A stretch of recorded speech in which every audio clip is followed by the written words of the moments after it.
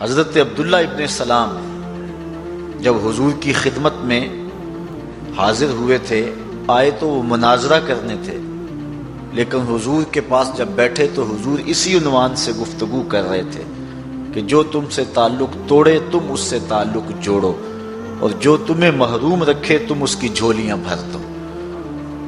تو وہ آئے تھے مناظرہ کرنے کے لیے، یہودیوں کے بہت بڑے عالم تھے، لیکن حضور کے یہ حکمت برے جملے ان کے دل میں اتر گئے، اور پھر وہ حضور کو دیکھتے رہ گئے۔ تھوڑی دیر کے بعد آقا کریم نے فرمایا، عبداللہ ابن سلام آؤ، کدھر آئے ہو؟ کہا، حضور میں آپ کا غلام بننے آیا ہوں، تیری تک کے ادامہ میں مرید ہو گئی۔ سب کچھ وار دیا حضور کے قدموں پہ، نچھاور کر دیا، ایمان کی بہار نصیب ہو۔ تو یہ لفظ تھے اور یہ اسلام کی تعلیمات ہے، قطع رحمی نہ کرو، صلہ رحمی کرو، دوستیوں کو توڑو نہ جوڑو، ٹوٹے ہوئوں کو جوڑو، شکستہ دلوں کو طمانینت، سکون اور آرام دینے کی کوشش کرو، رشتہ داریوں کے تعلق کو پختہ سے پختہ تر کرو، خون اور دودھ کے رشتوں کا لحاظ رکھو۔ یہ اسلام کا مزاج ہے، یہ اسلام کا دیا ہوا دین ہے۔ حضور نبی رحمت صلی اللہ علیہ وسلم نے ارشاد فرمایا، من احب ان یبسط له فی رزقہ وینسع له فی اثرہ فلیصل رحمہ۔ جو شخص یہ چاہتا ہے کہ میرے رزق میں برکت ہو اور میری عمر لمبی ہو، وہ صلہ رحمی کیا کرے۔ صلہ رحمی کرنے سے عمر میں بھی برکت ہوتی ہے اور رزق میں بھی برکت ہوتی ہے۔ اور جو شخص قطع رحمی کرتا ہے وہ اس بات پہ غور کرے کہ یہ کتنا بڑا جرم ہے۔ حدیث میں آتا ہے، رحم کا تعلق جو ہے جب اس کو پیدا کیا گیا تو عرش کے ساتھ لپٹ گیا، تو اللہ تعالیٰ جل شانہ نے اس کو فرمایا کہ جو تیرے ساتھ جڑے گا میں اس کے ساتھ جڑوں گا، اور جو تیرے سے قطع کرے گا میں اس سے قطع کروں گا۔ تو صلہ رحمی کرنے والا اللہ کی خاص رحمتوں کا حقدار ہوتا ہے۔ اور اللہ تعالیٰ جل شانہ نے وہ لوگوں کا تذکرہ کیا، والذین ینقضون عہد اللہ من بعد میثاقہ ویقطعون ما امر اللہ ان یوصل ویفسدون فی الارض اولئک لہم اللعنۃ ولہم سوء الدار۔ اللہ تعالیٰ نے ان لوگوں کو اپنی لعنت کا حقدار بنایا ہے جو قطع رحمی کرتے ہیں اور صلہ رحمی کو پامال کرتے ہیں۔ آج جس دور سے ہم گزر رہے ہیں، آج ایک دوسرے کو توڑنے کی اور ایک دوسرے کو جدا کرنے کی کوشش کی جا رہی ہے۔ ہمارے دین کا سبق یہ ہے کہ آپس میں جڑا جائے، محبت کے رشتوں کو مزید مضبوط کیا جائے، رحم کے رشتے، دودھ کے رشتے، ان کو استقامت بخشی جائے۔ کوئی تھوڑی سی بات ہو گئی تو یہ نہیں کہ اس سے الجھاؤ پیدا کر لیا جائے۔ صبر اور ضبط کا مزاج ایک مومن اپنے اندر پیدا کرے اور مقدس رشتوں کو نہ توڑے۔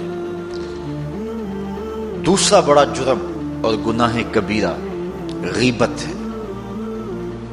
صلہ رحمی کو توڑنے کے لیے بھی، ان رشتوں کو پامال کرنے کے لیے بھی غیبت کا ایک اہم کردار ہے۔ اس لیے ہمارے آقا و مولا نے ہمیں غیبت سے بھی منع کیا، اور یہ کبیرہ گناہوں میں بہت بڑا گناہ ہے۔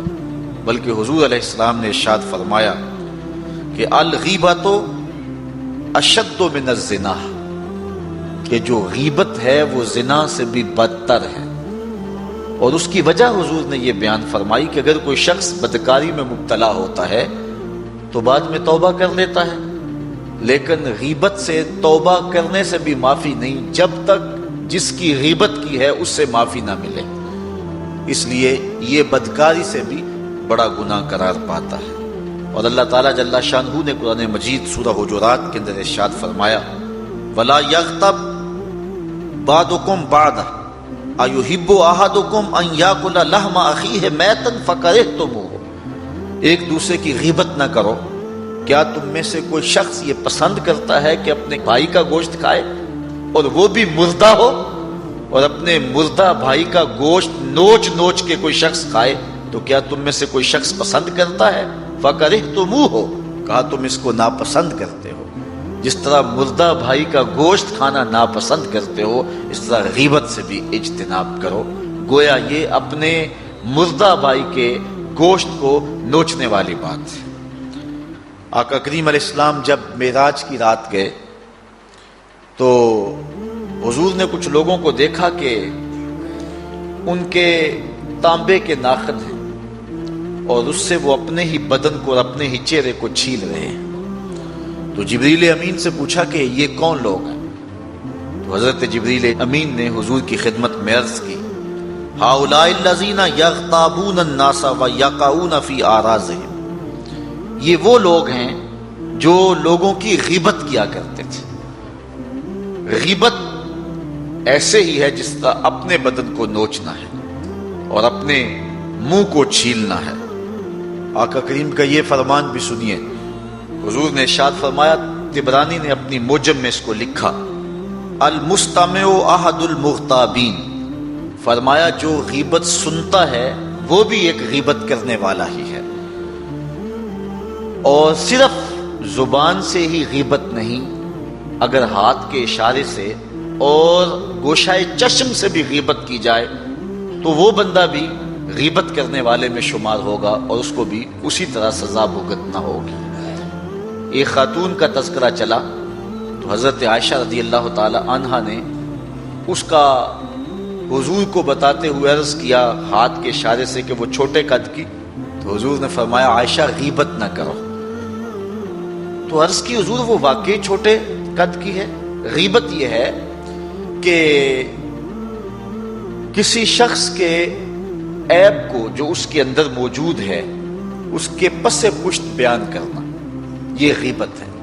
اور اگر اس کے اندر عیب نہیں ہے اور پھر عیب اس پر لگایا جائے تو یہ غیبت نہیں ہے، یہ بہتان ہے۔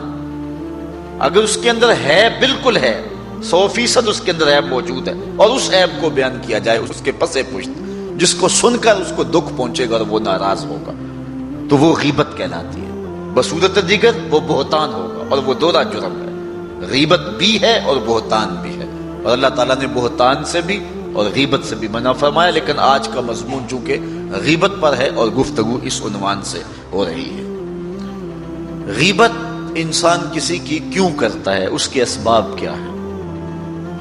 اس کا ایک سبب حسد ہے، بغض ہے۔ کسی سے حسد پیدا ہو جائے تو اس کی غیبت کرنے سے بندہ تسکین پاتا ہے، اس کے سفلی جذبات کو قرار ملتا ہے، اس کی نفسیات خوش ہوتی ہے۔ کسی کے ساتھ لہو و لعب کرتے ہوئے انسان کھیل کود کے اندر کسی تیسرے شخص کی غیبت کر جاتا ہے، کسی کو خوش کرنے کے لیے، کسی کو ہنسانے کے لیے۔ بندے کا اس کے ساتھ جو ہے وہ حسد کا کوئی ایسا معاملہ نہیں ہے، صرف کھیل کود کے اندر کسی کی غیبت کر دی اور مفت کے گناہ گار ہوئے۔ بعض اوقات انسان کو کسی سے حسد یا بغض یا دشمنی نہیں ہوتی، لیکن جس شخص کے پاس کھڑا ہے اس کو اس شخص کے ساتھ دشمنی ہے۔ تو اس نے اس کا تذکرہ پوچھا، سنا اس کی بات، تو اس کو پتا ہے کہ اگر میں اس کی خوبیاں بیان کروں گا تو یہ خوش نہیں ہوگا، تو اس کو خوش کرنے کے لیے وہ اس کے دشمن کی، جو کہ اس کا دشمن نہیں ہے، اس کی غیبت کرتا ہے۔ اور یہ ایک محرک ہے غیبت کا، خوش اس کو کرتا ہے، ناراض اپنے رب کو کرتا ہے۔ یہ کتنا بڑا جرم ہے جو اس نے کیا۔ بعض لوگ محض استہزاء کے طور پہ کسی کو حقیر بنانے کے لیے اس کی غیبت کرتے ہیں، یہ بھی ایک محرک ہے۔ جس کے ساتھ عناد ہو، دشمنی ہو، اس کی تحقیر کرتے ہوئے اس کی غیبت کرتی۔ بعض لوگ اپنا تفوق اور اپنی کسی صلاحیت کو اجاگر کرنے کے لیے کسی دوسرے کی غیبت کرتے ہیں، اصل وہ خود کمزور ہوتے ہیں۔ جب بھی کسی کا تذکرہ ان کے سامنے ہو تو وہ پریشان ہو جاتے ہیں اور اس کی نفی کر کے پھر اپنا اس بات کرتے ہیں۔ وہ کیا کسی نے کہا، جو شخص بھی اپنی قد و قامت نہیں رکھتا، جو شخص بھی اپنی قد و قامت نہیں رکھتا، وہ شہر کے آئینے سلامت نہیں رکھتا۔ ان کو تسکین اور ٹھنڈ تب پہنچتی ہے جب وہ کسی کی غیبت کریں اور کسی کو گرا کر کے پھر سمجھتے ہیں کہ ہم اونچے ہوئے ہیں۔ جو چھوٹے قد کے ہوتے ہیں تو ان کے لیے بڑے قد کے جو لوگ ہوتے ہیں وہ ان کے لیے مسئلہ ہوتے ہیں۔ وہ کہتے ہیں ہمارا قد تو نکل نہیں سکتا جتنی دیر تک یہ بڑے قد والے موجود ہیں. تو وہ اپنے قد کاٹ کو اجاگر کرنے کے لیے، اپنی صلاحیتوں کو بیان کرنے کے لیے کسی دوسرے کی غیبت کرتے ہیں. اور جب کسی کی غیبت سے لوگوں کے دل میں اس شخص کی وہ عزت باقی نہیں رہتی تو یہ سمجھتے ہیں کہ ہمارا قد اونچا ہو گیا. لیکن قد کن لوگوں میں اونچا ہو گیا؟ جو ان جیسے لوگ تھے اور جو غیبت کو سننے کو شعار بنا رہے تھے. وہ قتیل شفائی نے کیا خوب کہا تھا، سن رہے تھے کل میری تقریر چند بونے قتیل، میں نے یہ جانا بہت اونچا میرا قد ہو گیا. تو اصل بات یہ ہے کہ یہ ایک احساس کمتری ہے، اور انسان جو ہے وہ اپنے جذبات کی تسکین کے لیے کسی کی جو ہے وہ غیبت کرتا ہے. غیظ و غضب کے اظہار کے لیے کسی کے ساتھ بندے کی جو دشمنی ہے اس کے لیے انسان جو ہے وہ غیبت کرتا ہے. اور بعض لوگ بغیر کسی وجہ کے، بغیر کسی سبب کے، ویسے ہی شغل کے طور پہ کسی کی غیبت کر جاتے ہیں. بہرحال غیبت کا محرک کوئی بھی ہو، حقد ہو، غضب ہو، حسد ہو، دشمنی ہو، استہزاء ہو، تحقیر ہو کسی کی، اپنی شخصیت کو اجاگر کرنا مقصود ہو، کسی سے بدلہ لینا مقصود ہو، کسی دوسرے کی خوشنودی حاصل کرنا ہو، یا کوئی غرض دنیا ہو، جو بھی محرک ہوگا غیبت کا وہ نامحمود ہے اور اللہ تعالیٰ اس کو پسند نہیں کرتا ہے. اللہ کے محبوب علیہ السلام جب کسی کی بات کرتے، حضور نے تربیت کرنا ہوتی لوگوں کی تو کبھی نام نہ لیتے، بلکہ فرماتے ما بال اقوام یفعلون کذا و کذا، کہ لوگوں کو کیا ہو گیا ہے کہ وہ یوں یوں کرتے ہیں. تو آقا کریم علیہ السلام کسی شخص کا نام لے کے متعین کر کے کسی کو مشخص کر کے جو ہے وہ ایسا نہ کرتے. آج ہمیں اپنے طرز عمل پر اور طرز زندگی پر غور و فکر کرنے کی ضرورت ہے. منبر و محراب کے اوپر بیٹھنے والوں کو حضور علیہ السلام کے ان فرامین کو ضرور سامنے رکھنا چاہیے. بعض اوقات ایسا ہوتا ہے کہ کسی ایسے شخص کو اس انداز سے ہٹ کیا جاتا ہے، اس کی تذلیل کی جاتی ہے، اور بعض اوقات ایسے ہوتا ہے کسی شخص کی موجودگی میں بڑی بزم کے اندر اور بھرے مجمع کے اندر جو ہے اس کی رسوائی کر دی جاتی ہے اور اس کو خطابت کا کمال سمجھا جاتا ہے. ہمارے خطباء کا حال تو یہ ہو گیا ہوا ہے کہ ایک بندے کو قضائے حاجت بھی ہو تو وہ خطیب کے شر سے ڈرتا ہوا اٹھتا نہیں ہے کہ میری تذلیل کر دے گا بڑے مجمع کے اندر اور بڑی محفل کے اندر. اللہ کے رسول کا قطعاً یہ طریقہ نہیں تھا.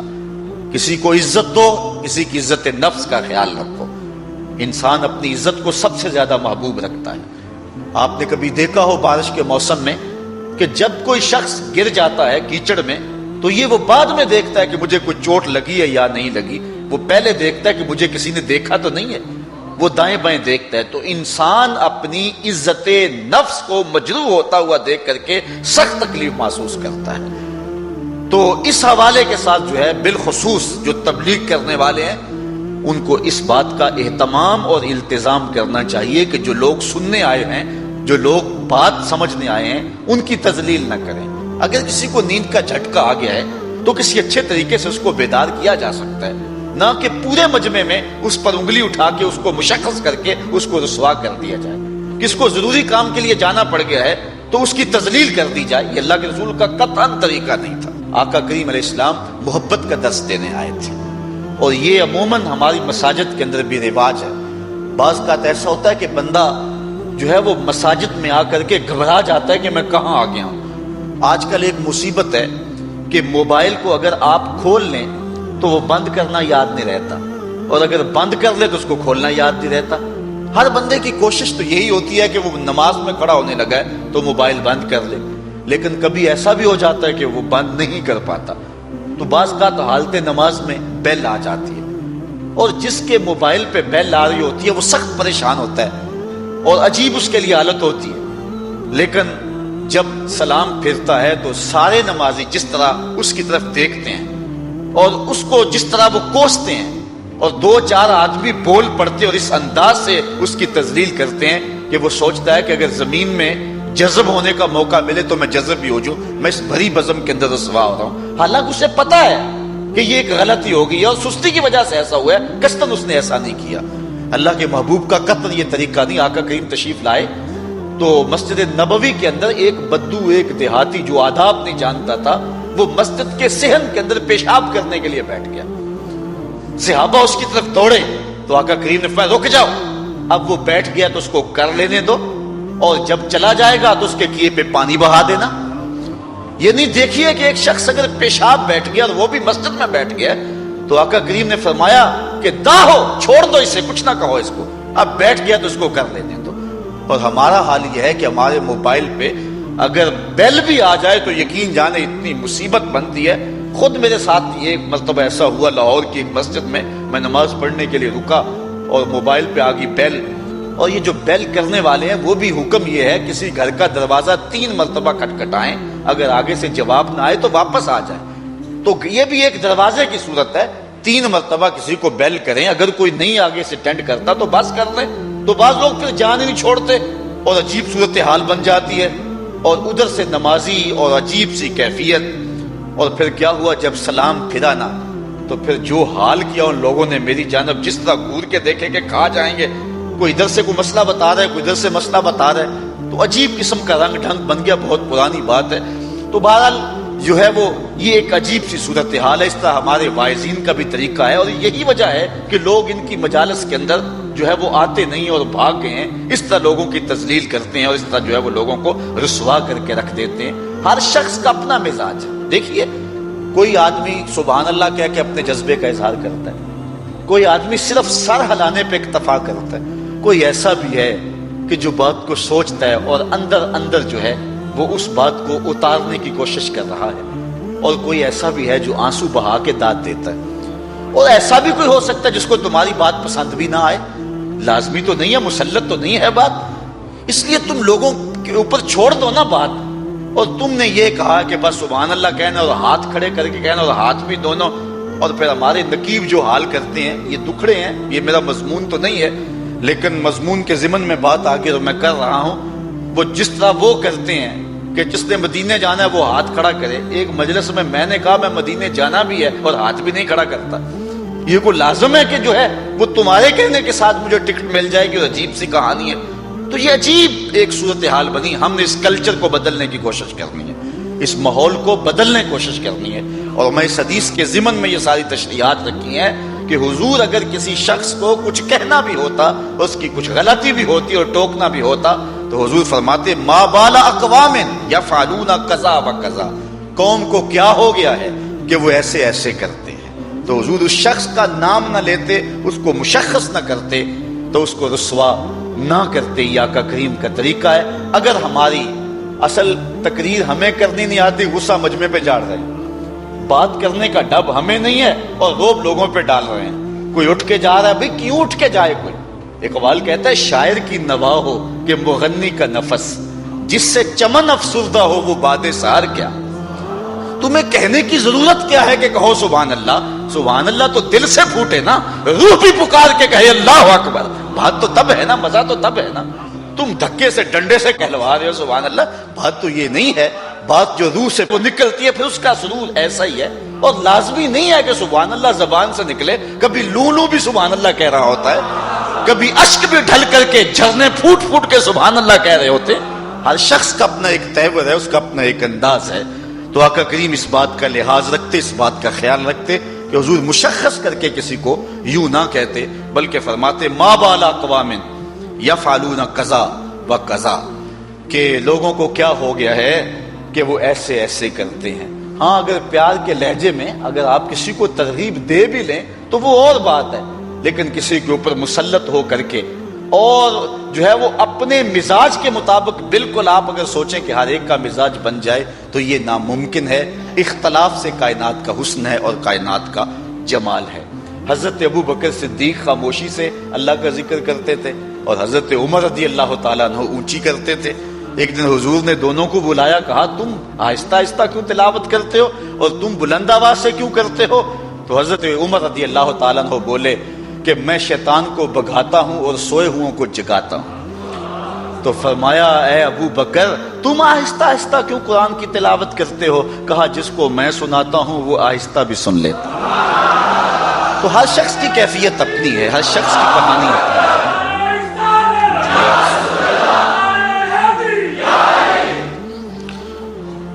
اچھا، ان کبیرہ گناہوں میں سے ایک کبیرہ النمیمہ، چغلی۔ غیبت اور چغلی الگ ہے۔ غیبت یہ ہے کسی کا عیب بیان کر دیا جائے، اس کے پسے پشت، اور نمیمہ چغلی یہ ہے کہ کسی شخص نے کسی کے بارے میں کوئی بات کہی اور آپ اس سے بات لیتے ہیں اور جا کے اس کے منہ میں ڈال دیتے ہیں، اس شخص کو کہتے ہیں تیرے بارے وہ یہ کہہ رہا ہے، یہ ہے نمیمہ، اور یہ انتہائی بری خصلت ہے۔ اللہ قرآن میں سورہ القلم کے اندر ارشاد فرماتا ہے وَلَا تُطِعْ كُلَّ حَلَّافٍ مَّهِینٍ ہَمَّازٍ مَّشَّاءٍ بِنَمِیم۔ یہ چغل خور ولید بن مغیرہ کی خصلت ہے، چغل خوری، اور اللہ نے اس کے ساتھ اس کو منسوب کیا، یہ جھوٹی قسمیں کھانے والا اور چغلی کرنے والا ہے۔ اس نے حضور علیہ السلام کو مجنون کہا تھا، اور اللہ تعالیٰ نے اس کے نقص گنوائے، اور اس کافر کے نقائص میں سے ایک نقص یہ تھا کہ یہ چغلی کرنے والا تھا۔ جس طرح مکھی گند اٹھاتی ہے نا اور جا کے پاک کھانے پہ رکھ دیتی ہے، اپنی اپنی قسمت ہے نا۔ شہد کی مکھی کا اپنا مقدور ہے، جب شہد کی مکھی کڑوا رس بھی چوستی ہے، چھتے تک پہنچنے تک میٹھا کر لیتی ہے۔ اچھا، یہاں پیار کی بات سناؤ، وہ میٹھا کیسے ہوتا ہے؟ علامہ رومی کہتے ہیں کہ جب وہ اڑتی ہے تو میرے محمد پہ درود پڑتی ہے، درود پڑھو نا تو منہ میٹھا ہو جائے گا، درود پڑھو تو منہ میٹھا ہو جائے گا۔ اللہ اکبر۔ اچھا، مجھے یہاں درود کے حوالے سے ایک بات یاد آ گئی۔ ہمارے ایک بزرگ ہوئے ہیں مولانا ابو النور محمد بشیر صاحب، آپ کے سیالکوٹ کے۔ اللہ نے سیالکوٹ کو بڑے تحفے دیے، یہ علامہ عبد الحکیم علیہ رحمہ کا شہر ہے، کتنا اعزاز ہے، کتنی تکریم ہے شہر کو۔ تو انہوں نے ایک بڑی خوبصورت بات کہی، چونکہ بڑے جو ہے وہ مزاحیہ انداز ان کا تھا۔ انہوں نے اپنی کسی کتاب میں لکھا کہ عرب میں رواج یہ ہے اور عرب کا انداز یہ ہے کہ جب دو آدمی لڑ پڑے نا کسی معاملے میں، تو تیسرا آدمی گزرے نا تو ان کو وہ لڑائی سے ہٹانا چاہے تو وہ کیا کہتا ہے؟ صلی علی محمد، صلی علی محمد، حضور پر درود پڑھو، لڑتے کیوں ہو درود پڑھو۔ ان کو غصہ ٹھنڈا ہو جاتا ہے جب کہنا صلی علی محمد، ان کا غصہ ٹھنڈا ہو جاتا ہے۔ تو مولانا ابو نور علیہ رحمہ فرماتے ہیں، کہتے ہیں یہ نسخہ ہاتھ میں آ گیا، کسی کا غصہ ٹھنڈا کرنا ہونا تو اس کو کہیں صلی علی محمد۔ کل قیامت کا دن ہوگا نا، ہمارے گناہوں پر اللہ کو غصہ آیا نا، ہم کہیں گے اللہم صلی علی محمد، تو اللہ کا غصہ ٹھنڈا ہو جائے۔ اللہ اکبر۔ حضور پہ درود پڑھا کر۔ اور آج کل تو درود کی ضرورت ہی بڑی ہے، کچھ اور لوگ ہیں جو بارود والے ہیں اور ہم درود والے ہیں۔ درود کی خوشبو کی ضرورت ہے، بارود کی بدبو کی ضرورت نہیں ہے۔ اس وقت درود پھیلے گا تو وطن میں امن کا نور آئے گا، اس لیے ضرورت ہے کہ حضور پہ کثرت سے درود پڑھا جائے۔ اللہ اکبر۔ تو شہد کی مکھی چلتی ہے اور حضور پہ درود پڑتی ہے، اور چھتے تک آتے آتے وہ شہد میٹھا کر دیتی ہے، وہ کڑوا رس میٹھا کر دیتی ہے، اور دوسری مکھی گندگی پہ بیٹھتی ہے، ایک جگہ سے گندگی اٹھاتی ہے اور دوسری جگہ پہ لا کے رکھ دیتی ہے۔ چغل خور بھی اس مکھی کی طرح ہے، ایک جگہ سے گندگی اٹھاتا ہے اور دوسری جگہ پہ رکھ دیتا ہے اور لڑائی اور فساد برپا کر دیتا ہے۔ لیکن سلو کرانے والا شہد کی مکھی کی طرح ہے، کڑوا رس چوسا، دوسرے کو کہا یار وہ تو تیرے بارے میں جذبات ہی بڑے اچھے رکھتا ہے، واپس آتے آتے اس نے اس کڑوی باتوں کو میٹھا بنا لیا، اور پھر اس نے کہا اچھا پھر میں ہی غلطی پہ ہوں، اگر وہ میرے بارے جذبات یہ رکھتا ہے تو پھر میں غلطی پہ ہوں، میں توبہ کرتا ہوں، میرا اس کو سلام کہہ دینا۔ تو محبت پیدا ہو گئی۔ تو جو چغل خور ہوتا ہے، جو نمام ہوتا ہے، یہ انتہائی بدترین شخص ہے۔ اور بخاری مسلم دونوں میں روایت ہے، حضور نے ارشاد فرمایا لا يدخل الجنت نمام، چغل خور جنت میں داخل نہیں ہوگا، چغل خور جنت میں نہیں جائے گا۔ اور ایک حدیث میں آتا ہے مر النبی صلی اللہ علیہ وسلم بقبرین، حضور گزرے دو قبروں کے قریب سے، تو حضور کا جو خچر تھا وہ بدک گیا، تو آقا کریم علیہ السلام نے فرمایا انہما یعذبان، ان دونوں کو عذاب ہو رہا ہے۔ اور آگے فرمایا وما یعذبان فی کبیر، کوئی بہت بڑی بات سے عذاب نہیں ہو رہا، ان میں سے ایک تو چغلی کیا کرتا تھا اور دوسرے کے بارے میں فرمایا کہ وہ اپنے پیشاب کے چھینٹوں سے نہیں بچا کرتا تھا۔ ایک حدیث کے لفظ حضور نے فرمایا استنزہوا عن البول فإن عامۃ عذاب القبر منہ، پیشاب کے چھینٹوں سے بچا کرو، عام طور پہ قبر کا عذاب انہی چیزوں سے ہوتا ہے۔ تو فرمایا ایک تو چغلی کیا کرتا تھا، اور دوسرا حضور نے ارشاد فرمایا کہ وہ پیشاب کے چھینٹوں سے نہیں بچا کرتا تھا۔ حضور نے ان کی مرض کو دریافت کیا۔ حکیم حاذق وہ ہوتا ہے جو مرض بھی پہچانے، تشخیص بھی کرے، بعد میں تدبیر بھی کرے۔ پھر آقا کریم اللہ اکبر رحمت للعالمین، آقا نے ایک شاخ لی، اس کے 2 ٹکڑے کیے، سبز شاخ، اور ایک اس قبر میں گاڑ دی اور ایک اس قبر پہ گاڑ دی۔ فرمایا جب تک یہ سبز رہیں گی اللہ کی تسبیح پڑھتی رہیں گی اور ان سے عذاب رکا رہے گا۔ میرے والد گرامی اللہ ان کی قبر پہ کروڑوں رحمت نازل فرمائے، آپ فرمایا کرتے تھے جو حکیم ہوتا ہے کامل حکیم، وہ عارضی علاج نہیں کرتا، پکا علاج کرتا ہے۔ تو جب تک وہ شاخیں سبز رہیں گی تو عذاب نہیں ہوگا، تو جب خشک ہو جائیں گی تو عذاب پھر پلٹ آئے گا۔ تو آپ فرمایا کرتے تھے اس حدیث کی تشریح میں، جن شاخوں کو حضور نے دست کرم سے لگایا نا وہ سبز ہی رہیں گی، وہ خشک ہو ہی نہیں سکتی ہیں، جن کو حضور نے لگا دیا ہے۔ اللہ اکبر۔ تو آقا کریم علیہ السلام نے فرمایا یہ کسی بڑی بات سے عذاب میں مبتلا نہیں تھے، بلکہ ان میں سے ایک غیبت کیا کرتا تھا اور چغلی کیا کرتا تھا، اور دوسرے کے بارے میں فرمایا کہ وہ پیشاب کے چھینٹوں سے نہیں بچا کرتا۔ امام بخاری نے اپنی صحیح میں اس روایت کو نقل کیا ہے۔ حضور علیہ السلام نے ارشاد فرمایا تاجدو من شرار الناس ذل وجہین هو الذی یاتی ہؤلاء بوجہ وہؤلاء بوجہ۔ حضور نے فرمایا کہ اللہ کے نزدیک سب سے شریر آدمی وہ ہے کہ جو 2 منہوں والا ہے، ایک شخص کے پاس جاتا ہے تو اور منہ لے کے جاتا ہے، دوسرے شخص کے پاس جاتا ہے تو اور منہ لے کے جاتا ہے۔ اس کو کہتا ہے اس نے تیرے بارے یہ کہا، اس کو کہتا ہے اس نے تیرے بارے یہ کہا، لڑائی کرا دیتا ہے، خاندان توڑ دیتا ہے۔ اچھا غیبت بری چیز ہے، چغلی اس سے بھی بری چیز ہے۔ چغلی خاندان توڑتی ہے، دوستیوں کو قطع کرتی ہے، لیکن سب سے بڑا ظالم وہ چغل خور ہے جو میاں اور بیوی کے درمیان چغلی کرتا ہے۔ جب میاں اور بیوی آپس میں الجھ پڑیں اور طلاق کی نوبت آئے، حدیث میں آتا ہے اللہ کا عرش بھی تھرا جاتا ہے، اللہ کو یہ انتہائی ناپسند ہے۔ تو جو شخص غیبت کرتا ہے اور چغلی کرتا ہے اور خاندانوں کو لڑاتا ہے، دوستوں کو توڑتا ہے، ان میں سے بدترین شخص وہ ہے کہ جو بیوی کو خامند کی بات بتائے اور اس کے خلاف بات کرے، اور جو ہے وہ خامند کو بیوی کی اور بیوی کو خامند کی، اور اس طرح دونوں کے اندر تفریق ڈال دے۔ تو اس کے پاس اور منہ لے کر آیا، اس کے پاس اور منہ لے کر کے آیا۔ لوکی مینوں منہ آتے خول چڑھا کے ملتے نے، ویکھن وہ کتنے مٹھے پیڑے کتنے دل دے دے۔ کتنے لوگ ہیں کہ جو معاشرے کے اندر کام ہی یہی کرتے ہیں، ویلے ٹکے، انہیں کوئی کام نہیں ہوتا، بس لوگوں کو لڑا رہے ہوتے ہیں، جھگڑے فساد، خاندان کے خاندان اجاڑ کے رکھ دیتے ہیں۔ حضرت عمر رضی اللہ تعالیٰ عنہ فرماتے ہیں کہ میں کسی سے پوچھوں نا کہ تو آج کل کیا کرتا ہے، وہ کہے کہ میں آج کل فارغ ہوتا ہوں، کہتے وہ شخص میری نظر سے گر جاتا ہے۔ فارغ نہ رہو، مومن فارغ نہیں ہوتا، ہر وقت کچھ نہ کچھ کر رہا ہوتا ہے۔ اپنے آپ کو مصروف رکھیں، با مقصد زندگی بنائیں، ایک لمحہ بھی بے مقصد نہ گزاریں۔ حضرت کعب رضی اللہ تعالیٰ عنہ کا ایک قول ہے، فرماتے اتقوا النمیمہ فإن صاحبها لا یستریح من عذاب القبر۔ کہا چغل خوری سے بچ جانا، اس لیے کہ جو چغل خور ہے وہ عذاب قبر سے نجات نہیں پا سکتا ہے، وہ عذاب قبر میں ہی جو ہے مبتلا رہتا ہے۔ اگر کوئی شخص غیبت کرے کسی کی یا چغلی کرے تو اس کو روک دو، منع کر دو، کہا میرے سامنے نہ کر۔ حضور علیہ السلام نے ارشاد فرمایا، جس کو حضرت امام ابو داؤد نے روایت کیا، فرمایا لا یبلغنی احد عن اصحابی شیئا فانی احب ان اخرج الیہم وانا سلیم الصدر۔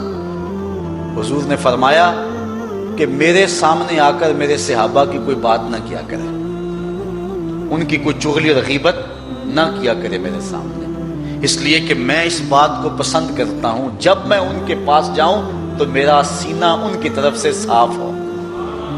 ظاہر ہے کسی شخص کے بارے میں اگر کوئی غیبت کرے گا، کوئی چغلی کرے گا، تو اس شخص کے بارے دل میں میل پیدا ہو جاتی ہے۔ انسان کمزور ہے نا، اگر میرے سامنے کوئی کسی کی بات کرے گا تو میرے دل میں اس کے لیے بات آ جائے گی، اور جب میں اس سے ملاقات کروں گا تو وہ بات ملاقات کے درمیان جو محبت کی گہرائی تھی اس میں رکاوٹ بن جائے گی۔ اس لیے جب بھی آپ کسی سے ملیں تو کسی مومن کے بارے میں اس کو غلط بات نہ بتائیں۔ اور آقا کریم علیہ السلام کا سینہ تو ویسے ہی صاف ہے، یہ جو کچھ حضور نے فرمایا ہے یہ حضور نے ہماری تربیت کے لیے فرمایا ہے۔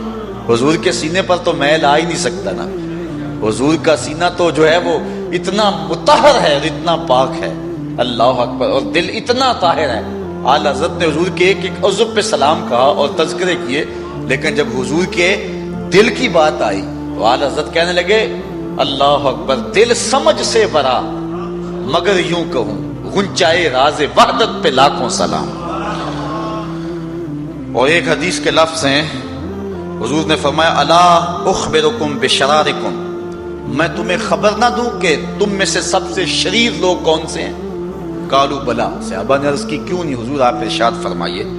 قال المشاؤون بالنمیمۃ المفسدون بین الاحبہ، وہ جو چغلی کرتے ہیں اور دو دوستوں کے درمیان تفریق ڈال دیتے ہیں، فساد کرتے ہیں محبت والوں کے درمیان۔ کہا میری امت کے شریر ترین لوگ یہ ہیں۔ امام غزالی نے ایک بات لکھی ہے، آپ فرماتے ہیں غیبت کرنے والا، چغلی کرنے والا اگر چغلی سے توبہ کر لے، اگر توبہ کر لے چغلی سے، پھر بھی جنت میں سب سے آخر میں جائے گا۔ اگر اس نے چغلی سے توبہ کر لی تو پھر بھی جنت میں آخر میں جائے گا، اور اگر چغلی سے توبہ نہیں کی ہے پھر جہنم میں سب سے پہلے جائے گا۔ اب آپ اندازہ کر سکتے ہیں کہ یہ کتنا برا اور کتنا بڑا گناہ ہے۔ ایک حدیث میں آتا ہے کہ قیامت کے دن جب بندہ اللہ کے روبرو حاضر ہوگا تو اس کے نامہ اعمال میں کچھ بھی نہیں ہوگا، وہ دیکھے گا تو کچھ بھی نہیں، وہ کہے گا اینا صلاتی و سیامی و طاعتی، مالک میرے روزے کدھر گئے، میری نمازیں کدھر گئی، میرے نیک اعمال کدھر گئے؟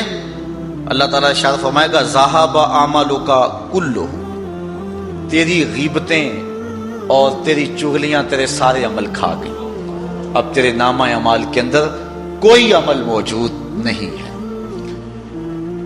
کبائر میں سے چوتھا کبیرہ گناہ کسی پر لعنت کرنا ہے۔ کوئی کتنا بھی گناہگار کیوں نہ ہو اس پر لعنت نہ کرو۔ حضور نبی رحمت صلی اللہ علیہ وآلہ وسلم نے ارشاد فرمایا لعن المؤمن کا قتل، مومن پر لعنت کرنا ایسی ہے جس طرح اس کو قتل کر دیا گیا، اتنا بڑا جرم ہے۔ اور بخاری مسلم دونوں میں روایت ہے، حضور فرمایا سباب المسلم فسوق و قتالہ کفر، مومن کو گالی دینا فسق ہے اور اس کو قتل کرنا کفر ہے۔ اور ایک روایت کے اندر ارشاد فرمایا لا ينبغي لصدیق ان یکون لعانا، کسی دوست کو یہ مناسب نہیں ہے کہ وہ دوست کو لعنت کرنے والا ہو۔ دوستی میں کمی بیشی ہو جاتی ہے، میاں صاحب فرماتے یار یاراں دا گلہ نہیں کرتے، اصل پرید جنہ دی، جب محبت ہو تو محبت میں اونچ نیچ ہوتی رہتی ہے، یہ نہیں ہے کہ تھوڑی سی بات آئی تو لعن تان شروع کر دی۔ لا ينبغي لصدیق ان یکون لعانا، کسی دوست اور کسی سچے کے لیے یہ مناسب نہیں ہے کہ وہ لعان ہو، وہ لعنت کرنے والا ہو۔ اور ایک حدیث میں آتا ہے جس کو امام ابو داؤد نے اپنی صحیح میں لکھا ہے کہ جب کوئی بندہ لعنت کرتا ہے تو وہ لعنت آسمان کی طرف جاتی ہے، آسمان کے دروازے بند پاتی ہے، پھر زمین کی طرف آتی ہے، زمین کے دروازے بند پاتی ہے، پھر جس پر لعنت کی گئی ہے اس کی طرف جاتی ہے، اگر وہ اس کا اہل ہے تو لعنت اس کو پہنچتی ہے، ورنہ لعنت پھر پلٹ کے جس نے لعنت کی ہے اس پہ آ کے گرتی ہے۔ تو مت کسی پہ لعنت کرے۔